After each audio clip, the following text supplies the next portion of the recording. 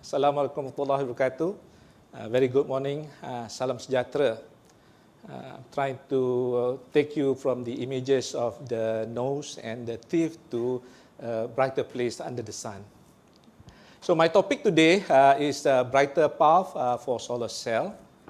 And as we know, at the present time, 80% of the primary energy resources come from fossil fuel.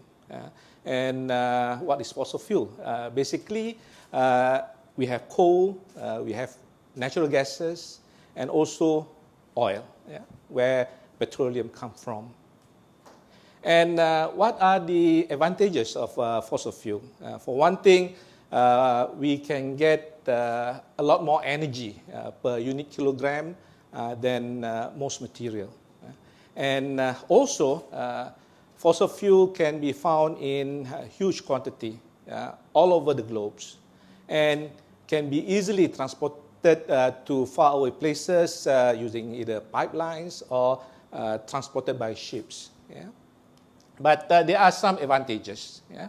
Although we can find them almost everywhere around the world, the supply is limited. And as we have used them for quite a while, the reserve remain usually now has been calculated in oil producing countries between 50 to 300 years. And once we have used it, it is very difficult to replace it back in a very short time. So it is a non-renewable energy. And another thing that is quite detrimental is that when we consume fossil fuel, we do not only get energy, but also we get the byproduct carbon dioxide and water. Why is this detrimental? Carbon dioxide is known as a greenhouse gases. So when sunlight falls onto the surface of the Earth, some of it will be reflected and escape into space. However, the Earth absorbs most of the sunlight and warm the Earth. And from this, it will re-radiate infrared. And this infrared then would escape. Some of that would escape, and some of that would be absorbed by these greenhouse gases and re-radiate all over in all directions. This is why we live comfortably at a very comfortable temperature on the surface of the Earth, because of these greenhouse gases.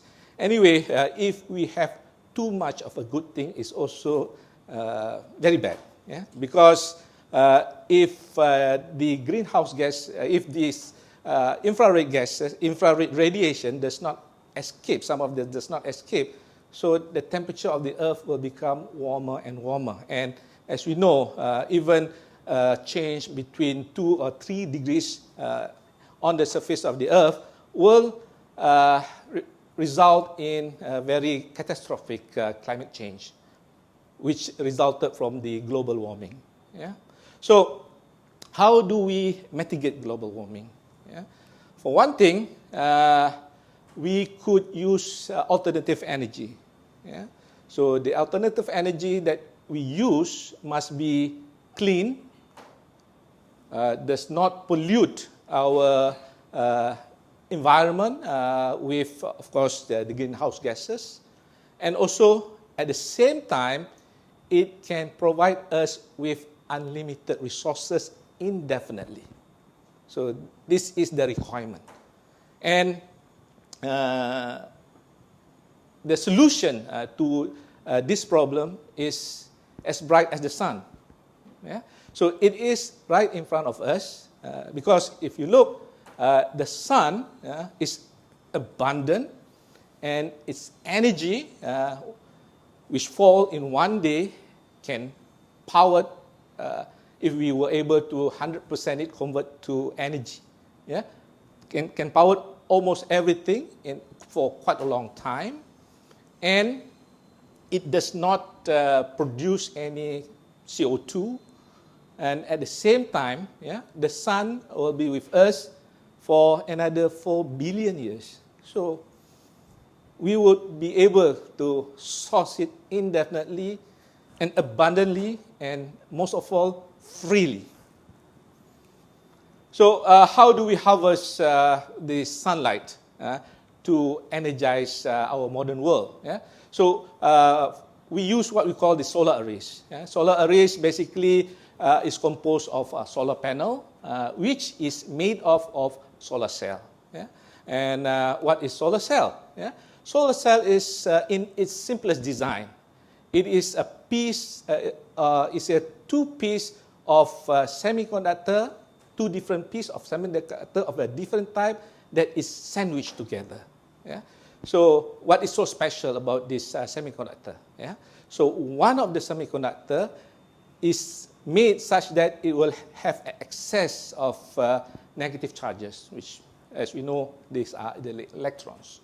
And one of them is made of excess of positive charges, which in semiconductor terms, we call them holes. Yeah? So the excess in the electron are called the n-type, and the excess of hole is called the p-type. And what we do is we sandwich them together. And good thing happen when we sandwich them together is that the middle part of the junction, yeah, the junction will be depleted of these free charges. Yeah? So, and it will be slightly negative on the p-type and slightly positive on the n-type. So this is where the action takes place. So if we let it expose to sunlight, yeah, so the photons from the sun will be absorbed by the semiconductor, and it will break up the bonds to produce what we call the holes electron combinations. So this will be happen at the junction. And with the potential difference that's already generated earlier, yeah, we can then move this electron, the electron to the n side and the holes to the p side. And if we were to connect a wire between both ends, we can extract out the electrons, yeah, to flow from the n-type, goes to the p-type, where we will recombine with the holes. So generation of electricity. So nowadays, most of the solar cell is made of silicon. At present, I think almost 80% of silicon, solar panel is made from silicon solar cell. And where does this silicon solar cell come from? The raw material that we use to manufacture the silicon solar cell is none other than sand, which is the second most abundant material on the earth. Yeah? So, however, yeah, we just cannot take this sand and then convert it to solar cell. So we have to refine it, and then we have to refine this raw material up to 99.999% into pure silicon crystals. Yeah? From this, we can have two types of silicon cell. Yeah? One we call the polycrystalline silicon solar cell, and the other one is the monocrystalline silicon solar cell. What is the difference? Basically, in the arrangement of the atom between these two. Yeah? So the polycrystalline silicon can be envisioned as different silicon crystal randomized to form the silicon solar cell, whereas the monocrystalline silicon is made only by one piece of crystalline silicon. Yeah? So of course there are differences. Yeah? So it's cheaper to produce polysilicon cell than to produce monocrystalline silicon solar cell. And at the same time, due to the arrangement, yeah, the monocrystalline silicon solar cell has more efficiency to convert the sunlight into electricity than the polycrystalline silicon. So these are the first solar cell that is commercialized, and they are still widely used today. And this type of solar cell is what we call the first generation solar cell. Yeah? However, works have been going on, yeah, to get around the disadvantages of the silicon solar cell. For one thing, the high production cost in converting from the raw material to a highly purified crystalline silicon. And at the same time, silicon crystals are mechanically fragile. So we have to provide frames for the silicon to be used as a silicon solar cell. And at the same time, it is a poor absorber of light, which means that it can convert only a fraction of the sunlight into electricity. For at present, the efficiency is between 20 to 23%. But commercially, you might get between 15 to 20%, depending on how much you want to spend on your solar panel. And due to this, of course, you have to make the cell fairly thick and rigid. Okay.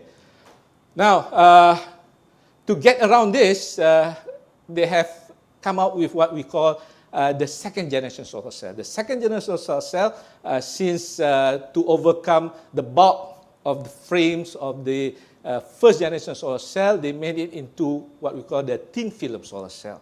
And of course, they have to use a different kind of materials. And the most popular right now is what we call a semiconductor, polycrystalline semiconductor compound of copper, indium, gallium, and selenium, or we call it CIGS. We found that this material is flexible and its power conversion energy efficiency, although is lower than the silicon solar cell. However, it has rival and it has advantages that it is lightweight and also cheaper to manufacture. And because it's flexible, lightweight, we can form it into different shapes, so it has an increasing aesthetic value. And work now is going on to produce the next generation of solar cell, which we call the third generation solar cell. And there are several factors that we have to take into consideration. The first place, we have to find material that exhibit this photovoltaic effect, which means that it can convert sunlight into electricity. And then, of course, it has to be more efficient than the first generation and the second generation solar cell. So we have to find ways to increase the efficiency between 30 to 60, 50 to 60%. And of course, it has to be inexpensive, readily available, and non-toxic. And the production cost should be low and fast and simple. Very challenging. So to do that, we have in our lab, because we look into the fundamental properties of this material. So we, as a researcher, we have to investigate most of the preparation types to see which one would give us the optimized material for the factors that were under consideration for the third generation solar cell. One of the routes that we have used is the chemical precipitation synthesis. Basically, this is what you get in your chemical laboratory. So you would dissolve chemicals and then you will mix them according to your reaction that you have designed to get the necessary compound that you want with the necessary properties.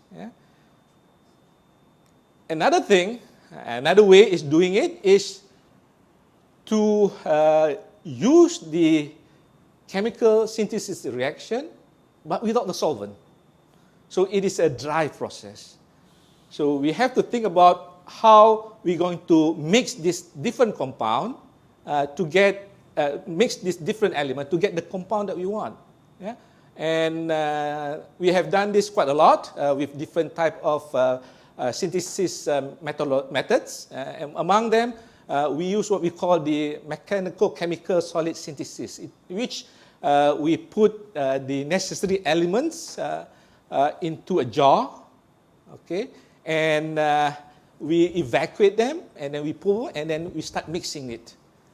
Another way of doing it, this method produces very small particle, even smaller than the dimension of your hair. Yeah? So we were able to produce particles as small or crystalline as small as 4.3 nanometers. Yeah? And also we can heat them. Yeah? And we can also, either we heat them conventionally or using microwave. The advantage of using microwave is that if the chemical reaction that we use in the first method that I have shown just now would take hours, even days, with this method, it will only take a couple of minutes, or even the longest probably 20 or 30 minutes. So there's advantages there that we should be able to use. It's fast, it's not to say it's non-toxic, but the toxicity can be controlled, it's energy saving, and it produces the necessary materials that we need for our solar cells. And for the solar cell, we focus basically on selenium-based solar cell. Why? Because selenium, if we put selenium as one of the compound in our material, we should be able to increase the absorption of the sunlight so that we can harvest it into the electricity. Yeah? And for the third generation, as I said, we right now focusing on this material, what we call this copper zinc tin selenide solar cell, but we also look into what we call dye-sensitized solar cell, whereby we have the electrodes with the dye in between, with the electrolyte between the electrolyte and our electrodes, so that it will produce the necessary holes and electron combination at the dye and be transferred to the electrode, which is usually titanium oxide, and be flown. We can then extract it out to recombine at the counter electrode. Yeah? And another type is the organic solar cell, which of course by the name it will use carbon-based material as our photoactive material. And this is the rising star of solar cell right now, the Perovskite solar cell, which have material that is based on calcium titanium oxide atomic structure, yeah? As shown in the diagram. All right, so of course there are some issues with the Perovskite solar cell, is that it uses lead, but in our work we have tried to substitute the lead with such as bismuth, because we see that bismuth is more environmentally friendly and it has the same atomic structure and ionic reactors, which possibly result in similar optoelectronic properties. Yeah? And of course, lastly, we also investigated using quantum dots. Quantum dots are nanocrystals, which have dimension between 20 nanometers or lower as our photoactive materials. And in conclusion, yeah, so it has been scientifically proven that the over-reliance of fossil fuels have resulted in the greenhouse effect, which caused global warming that resulted in catastrophic climate change. And we have to mitigate this problem.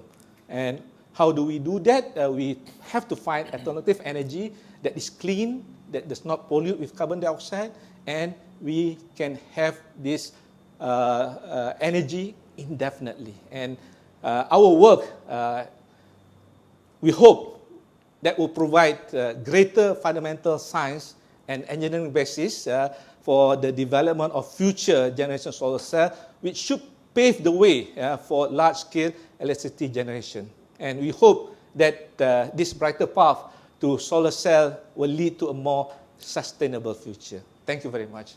Assalamualaikum warahmatullahi wabarakatuh.